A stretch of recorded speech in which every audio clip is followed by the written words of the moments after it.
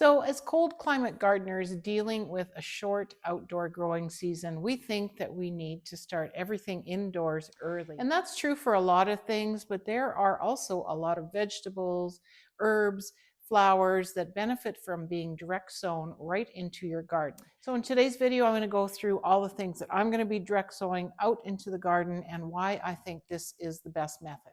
So, hey friends, welcome to Little Garden on the Prairies. If this is your first time joining me on my channel, my name is Tracy and I am a cold climate gardener living on the prairies in Saskatchewan, Canada. On my channel, I like to share all the different ways that you can grow food and garden 12 months of the year, no matter where you live, no matter what the temperature is outside. So today I'm just out here in my garage working on some of my seedlings, doing a little bit more winter sowing. So this time of year, it's really tempting to try and start everything indoors to try and get a jump start. But the truth is there are some things that do not benefit from being started indoors early. So I'm hoping that once I go through this and explain which ones are best to direct sown, it will help save you time, indoor space, and hopefully give you healthier plants. So one of the things that can happen when you're transplanting out plants from indoors, outdoors, and you've probably all heard of this, is transplant shock. So what that actually is the root basically goes into shock, causing it to not be able to absorb water. So if you're putting certain plants out there that don't adapt well to transplanting, they will wilt, they will droop, they'll look really sickly, and basically just sit there and not do anything. So you've probably heard this a lot when people are talking back and forth whether you should start certain things indoors, and people will say, well, they don't like having their roots disturbed. They're better off just being put directly into the soil and not started indoors. And that is the case with certain fast growers like cucumbers, squash, beans. They have that tap root that grows really fast. So if you're trying to start them indoors, you'll find that they grow really fast, and if you can't get them outside, because the weather is not good, the soil temperature is not good, it's just causing more stress to that plant. And then, of course, when they get into the soil, they're not happy, and it takes them a while to bounce back. So this is my reason why I am going to be doing most of my direct sowing with these types of fast growers. So another thing you need to consider when you are starting things indoors is the hardening off process. So that usually can take anywhere from 7 to 10 days of taking your plants outside for a couple hours, kind of getting them acclimated to the sun and the wind, bringing them back in. And if you're doing that with these really fast growing things like beans and peas and squashes that are, all sprawling all over, and you're hauling them outside and they're getting beat up by the wind, they dry out so quickly. It's just another level of stress that you're putting through these plants that they don't need to go through if they are directly sown into the ground. So there are certain ones that you want to direct sow early when the soil is nice and cool. These types of vegetables and herbs prefer cooler soil temps, so you can plant them out before last frost. Things like carrots, beets, radishes, spinach, lettuce, peas, they can handle the cooler soil.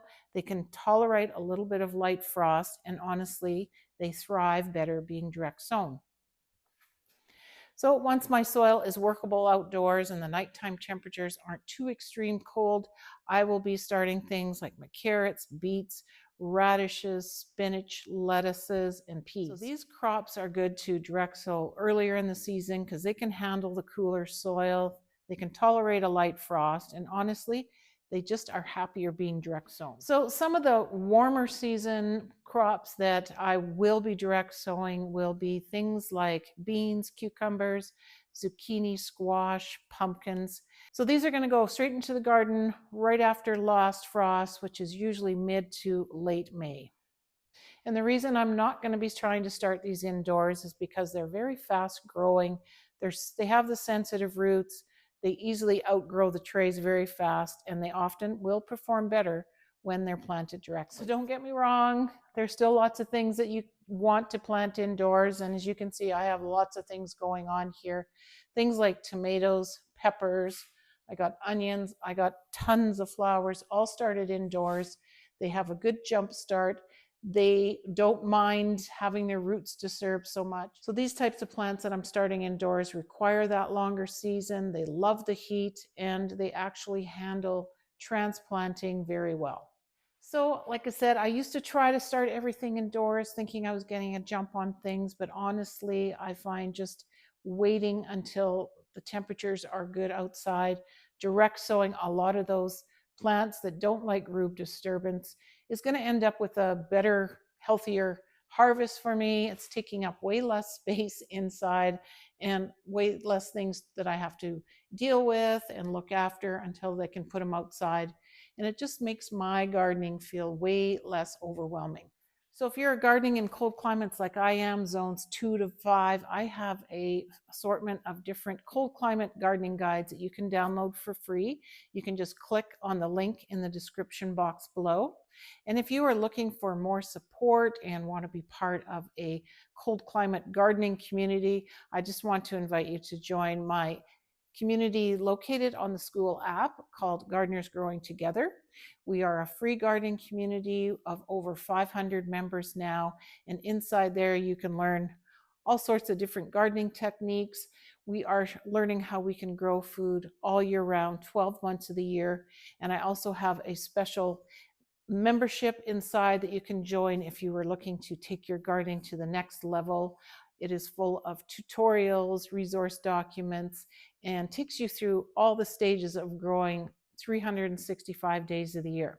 So be sure to check those out in the link in the description box below. So I'm going to get back to tending to all of my little indoor seedlings here. Let me know in the comments, what are you going to be direct sowing and what have you stopped trying to start indoors? I love reading everyone's comments and I try to answer every one of them. So once again, thank you for joining me in this video, and I hope to see you inside our community, Gardeners Growing Together.